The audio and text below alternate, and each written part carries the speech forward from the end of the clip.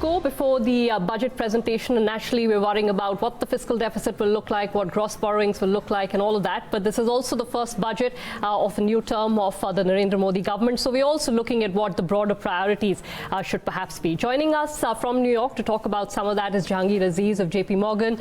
Jahangir, thanks so much for joining us here in Bloomberg Quint. This is Ira from Bombay. Sure.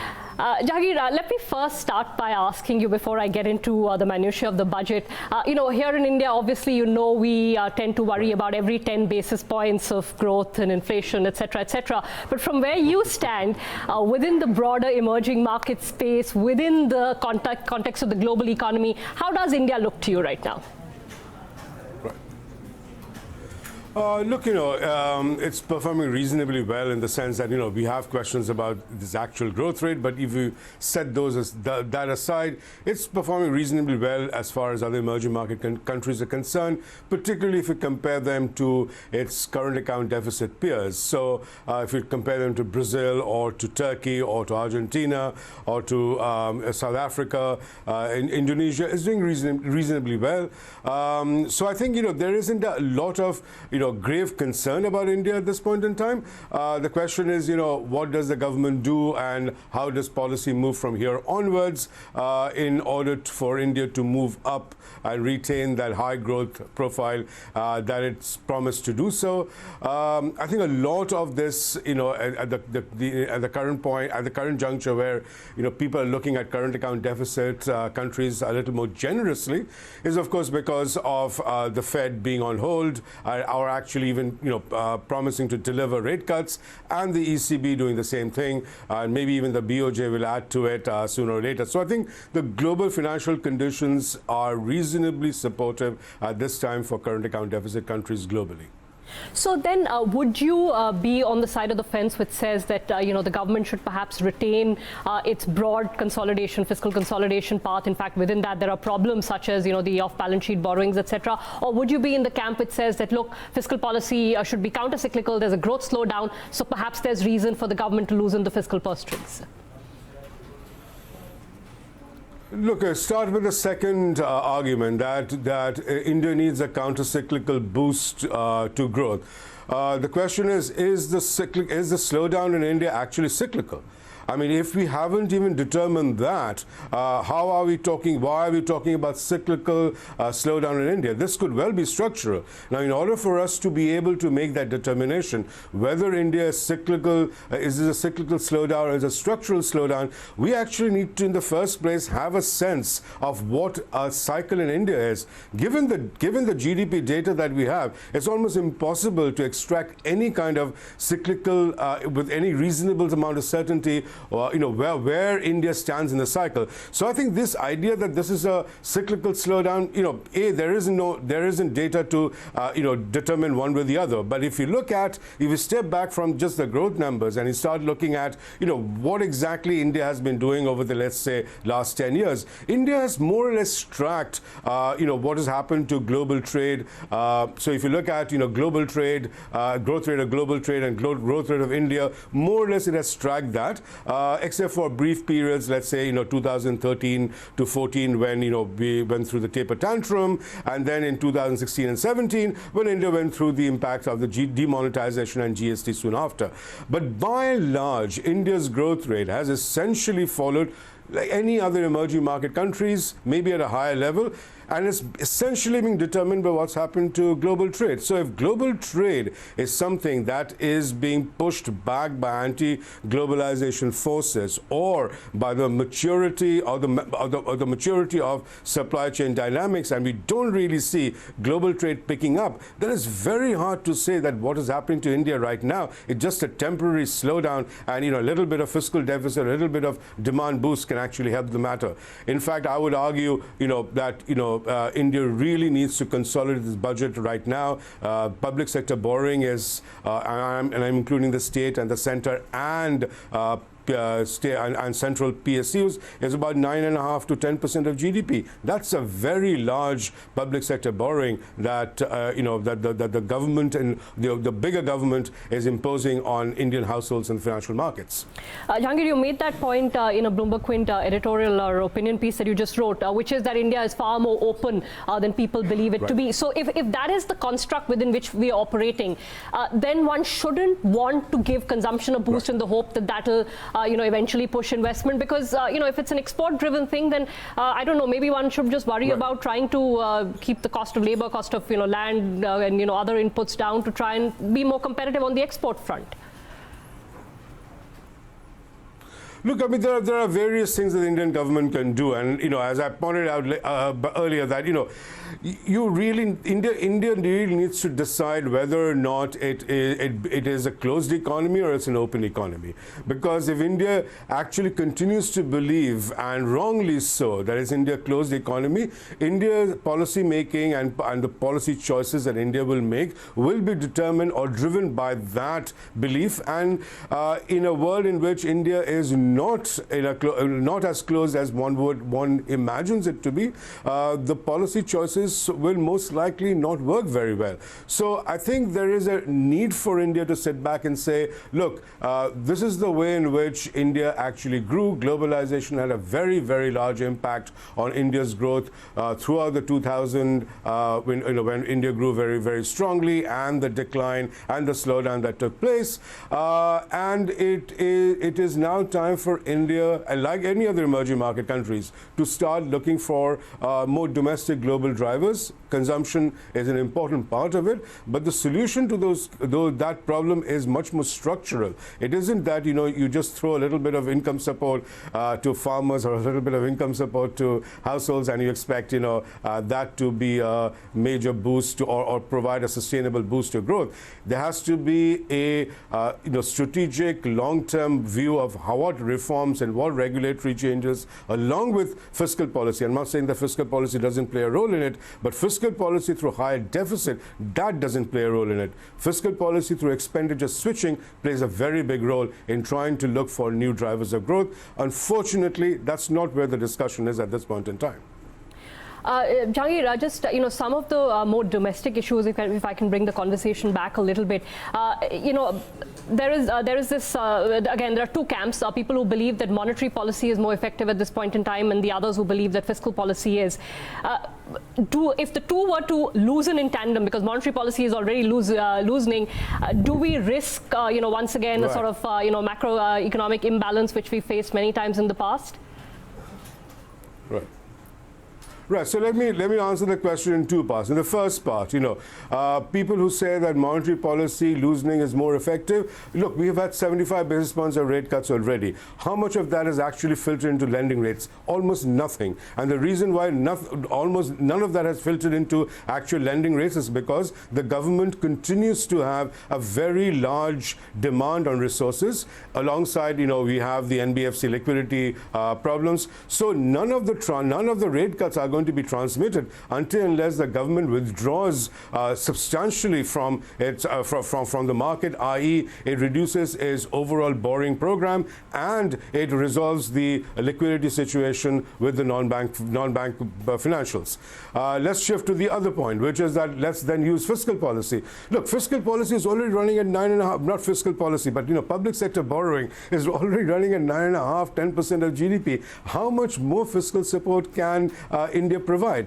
And as you rightly pointed out, every time we have loosened monetary policy, regulatory policies, and fiscal policies, India, this has always ended up in tears. 1981-82, 91-92, and 2013. All the three crisis-like periods were preceded by exactly this kind of a policy framework, where fiscal policy was loosened, monetary policy was loosened. I'm not exactly sure what happened to regulatory policy back in 1980, 81, or 91, 92, but definitely in 2013, regulatory policy prior to that was also loosened. So yes, India is opening itself up for to such vulnerabilities, and like every other time, just before before something like that, something bad happens, we will basically say, look around you, look at the market. There is absolutely no sign of it. I think we said that in just before the 1981-82 crisis, before the 91-92 crisis, and I do know that we said exactly that before the 2013 crisis.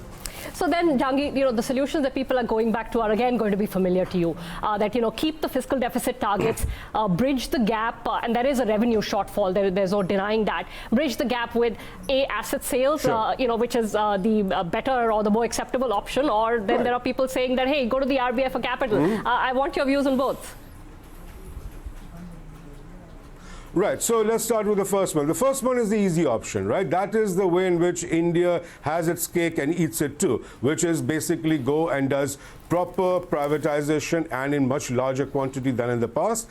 By proper privatization, I mean privatization where the public sector assets, whether it's a government or that of the public sector, is actually sold to the private sector and not to another part of the government or the larger public sector.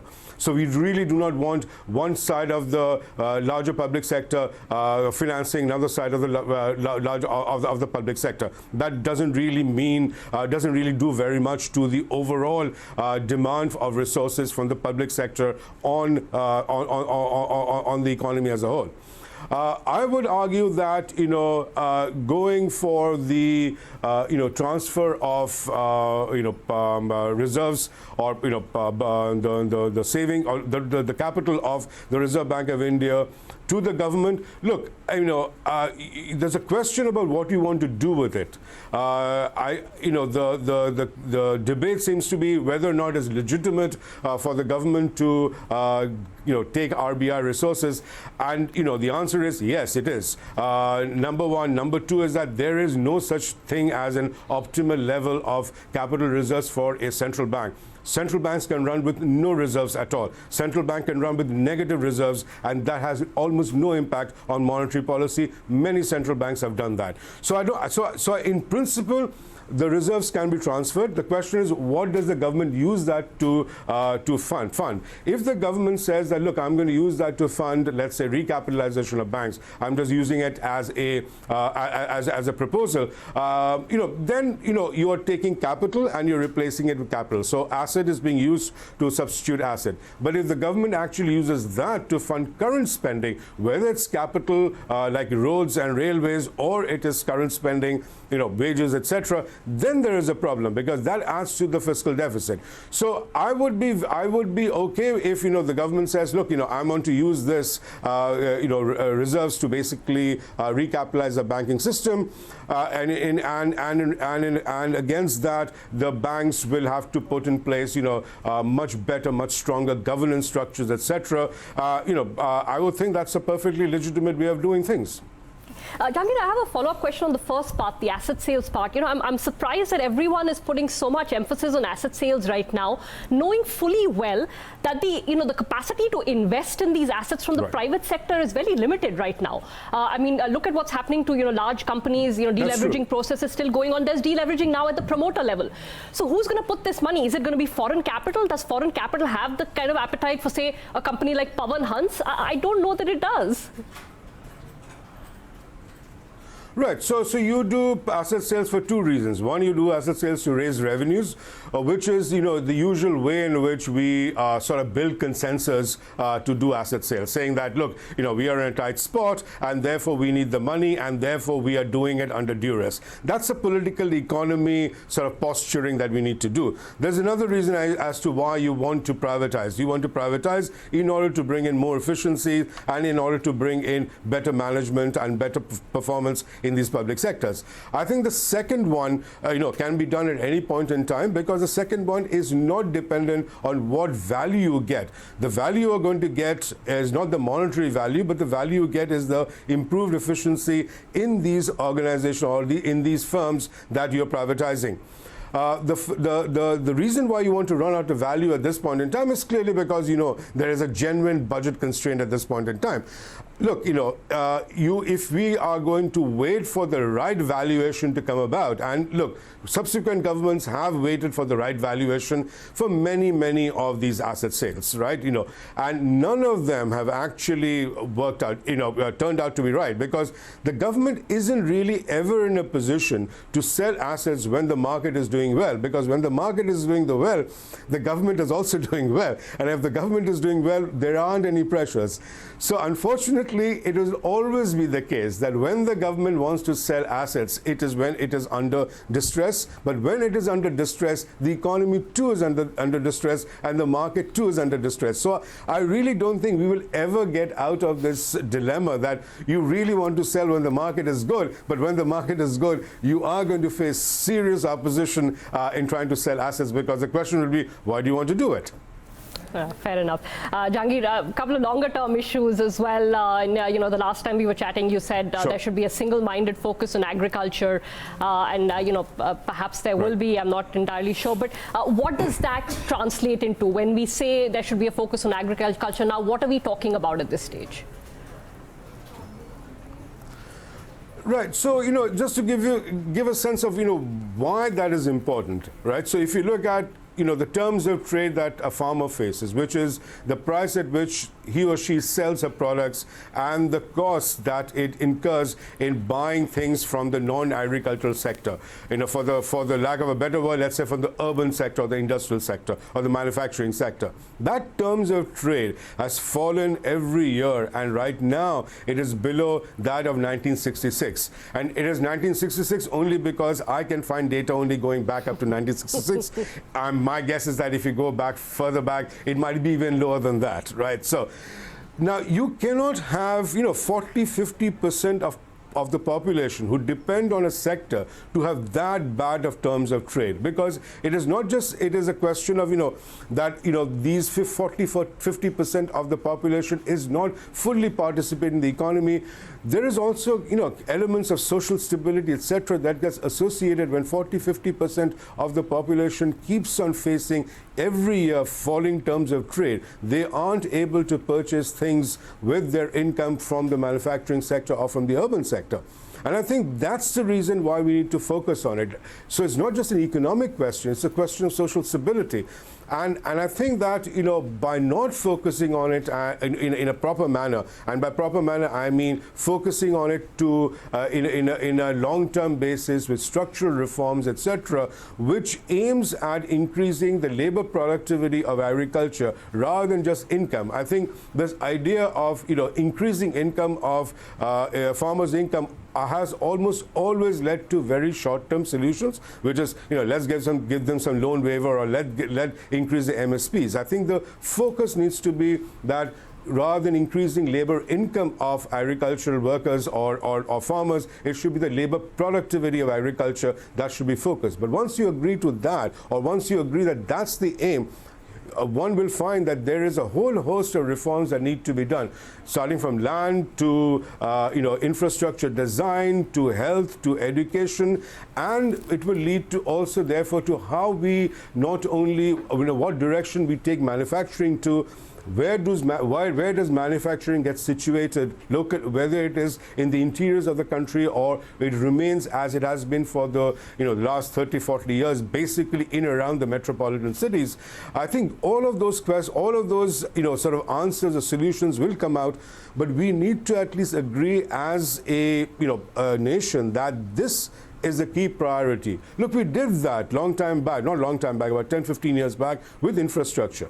There was a consensus that was built that infrastructure is the key thing that we need to push for, and that paid dividends. I think that same kind of single-mindedness, I think, needs to be brought to reforming agriculture as we have done to infrastructure. Jahangir, so I know this wasn't directly what you were saying, but so if there are areas where you need greater sort of government spend, you already added about 87,000 crore on these farm cash transfers. Perhaps one could argue that there are other areas where the government needs to spend spend as well. There's one, sort of chain of thought which says, let's either look at a super rich tax, an inheritance tax, basically create a new revenue source from the tax side. What would you say? Worth considering? Should be ruled out immediately?